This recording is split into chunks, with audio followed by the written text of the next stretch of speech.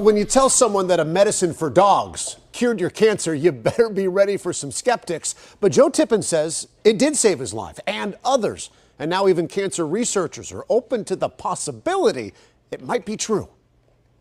My neck, my liver, my pancreas, my bladder, in my bones, it was everywhere. 2 years ago, Joe Tippens says he was told to go home, call hospice, and say his goodbyes. The doctors were unanimous. He was going to die of small cell lung cancer. Once that kind of cancer goes that far afield, the odds of survival are less than 1%, and the median life expectancy is 3 months. Tippens says he went from 220 pounds to 110, but that was January of 2017.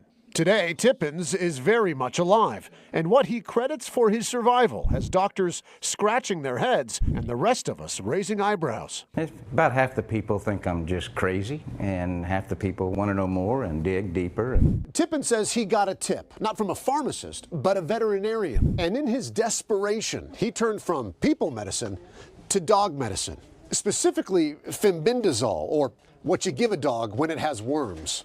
Truth is stranger than fiction, you know. Just 3 months later, Tippens says his cancer was gone. I'm usually skeptical, and I was, and maybe still am, about this one.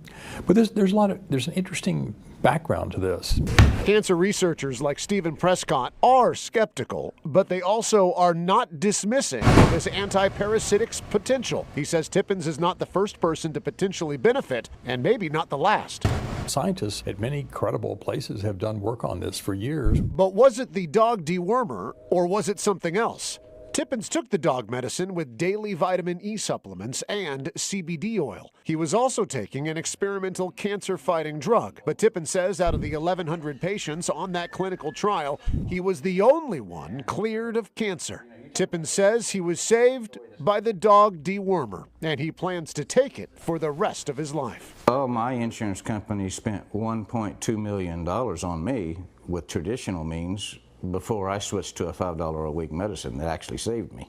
Prescott says he's now working with Tippens to organize a case study. We're going to do it and see if we can confirm that in a very rigorous sort of clinical study sort of way that these patients had that kind of response. As for Tippens, I've got now over 40 success stories other than me. He's sharing his story on an online blog that has already been read more than 100,000 times. Most of the feedback, positive or curious.